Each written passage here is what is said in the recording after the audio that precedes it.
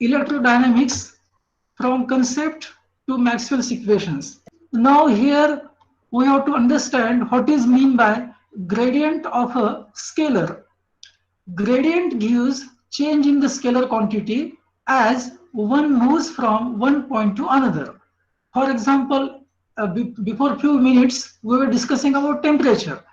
So we know that temperature is different at different points. So when we go from point A to point B, there is a corresponding change in the temperature. So the change with respect to the displacement or with respect to the distance between the 2 points will be called as a gradient.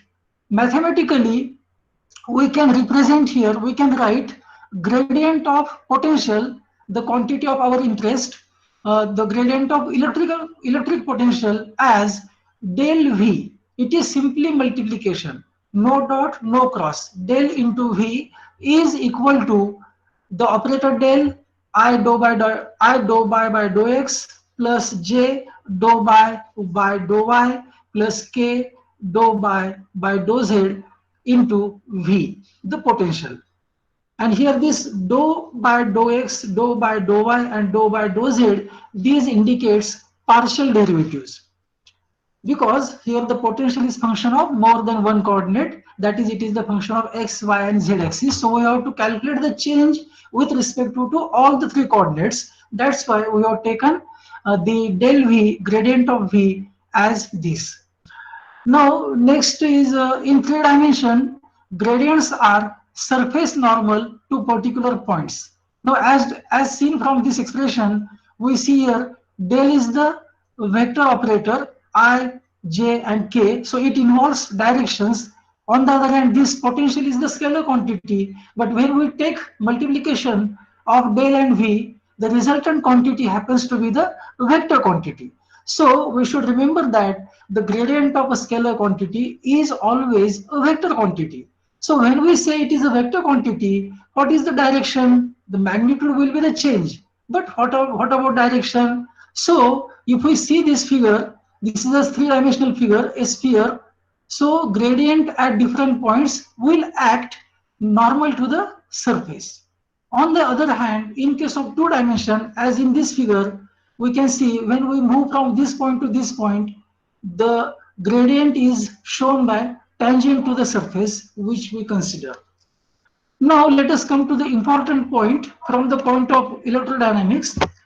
Here, from the definitions of potential V, electric field E, it can be shown that negative gradient of potential gives us electric field. Now, what is potential? What is the definition? So, as we know, potential is nothing but work done in moving unit positive charge from one point to another point. And electric field, what is electric field? Electric field is the force acting on unit positive charge. So obviously the electric field into displacement, force into displacement will give the work done. So here if we see this expression, we can write this dx is the displacement. We are considering here one dimensional case. So we are displacing the charge through a distance of dx. So I dx is the displacement, and when we multiply this I dx with electric field, which is nothing but force acting on the charge, so force into displacement will give the potential. So this will be the work done, and that work done will store in the charge in the form of potential energy, or we simply call it as a potential. So corresponding to displacement through distance dx, the change in the potential we can say is dv. So we come with this equation, dv is equal to negative minus e into I d by dx. So this e is equal to, rearranging the equation, we can have e is equal to minus I dou by dou x, we have bracketed the quantity, into scalar quantity, that is potential V. So now this bracketed quantity happens to be the operator del. So E is equal to del V, negative sign is here, E is equal to minus del V. Now what this negative sign indicates? This sign indicates that the electric field points out in the direction of decreasing potential energy.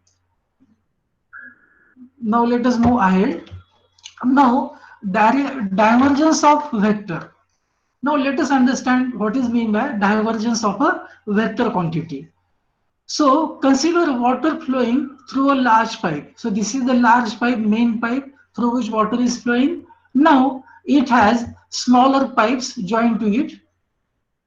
If as the water flows, more water is added along the way by the smaller pipes. Hence, the mass flow rate increases as the water flows. So, if water continues to add to the main line, then what will happen? Obviously, the rate of mass flow of the water will change. And in this case, in case of adding the water, it will enhance, it will increase. On the other hand, if there is leakages through the small pipes, then what will happen? The mass rate flow of the water flowing through the main pipe will decrease. So this increase or decrease, or better we can say the change in the mass rate flow is given by divergence of the quantity, that is velocity, divergence of the velocity.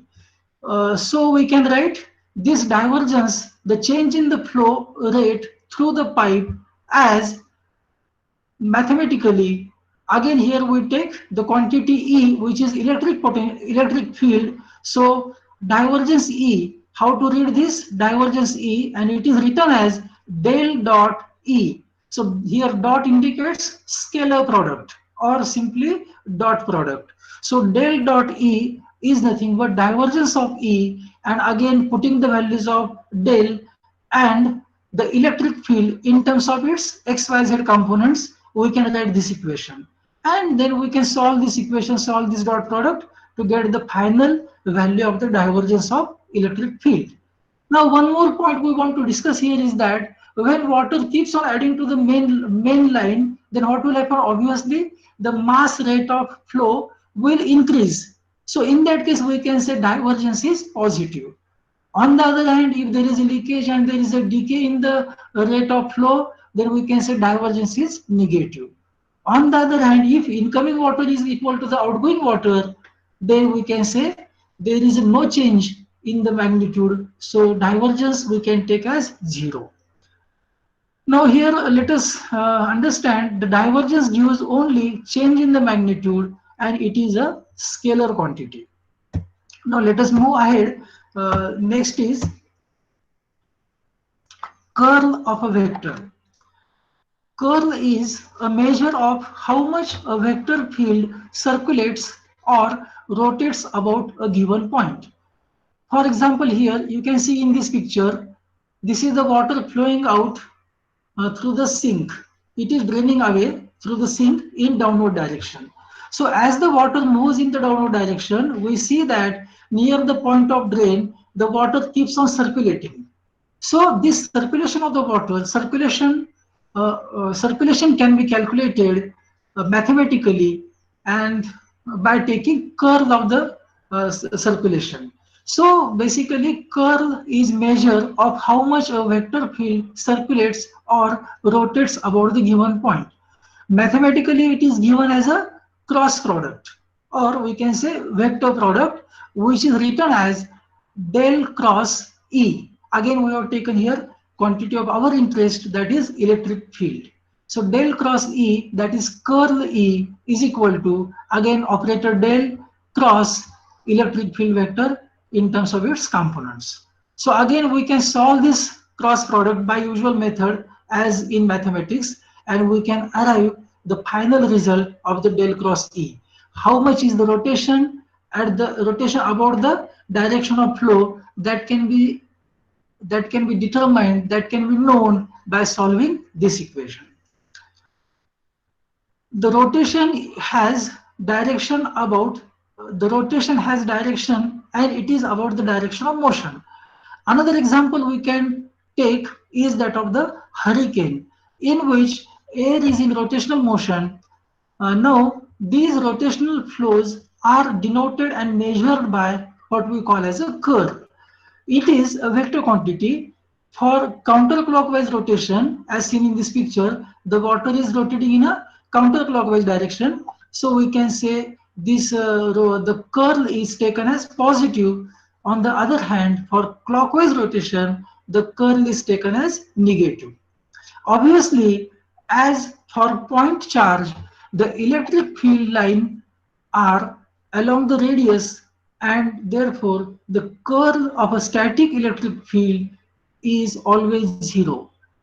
Friends, listen carefully here. What we are saying is that now if we consider a point charge, static charge, the charge at rest, then we know that the electric lines of field, electric lines of forces originate from the charge if it is a positive charge, and terminate on the negative charge. So for the given system of charges, electric field lines follow the predetermined path.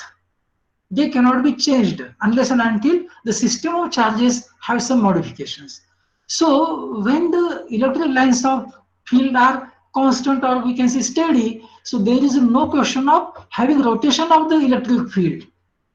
So obviously curl of such a static electric field will be zero, or we can say curl due to curl of field due to static charge is always zero. So we come with important result, that is del cross E is equal to 0.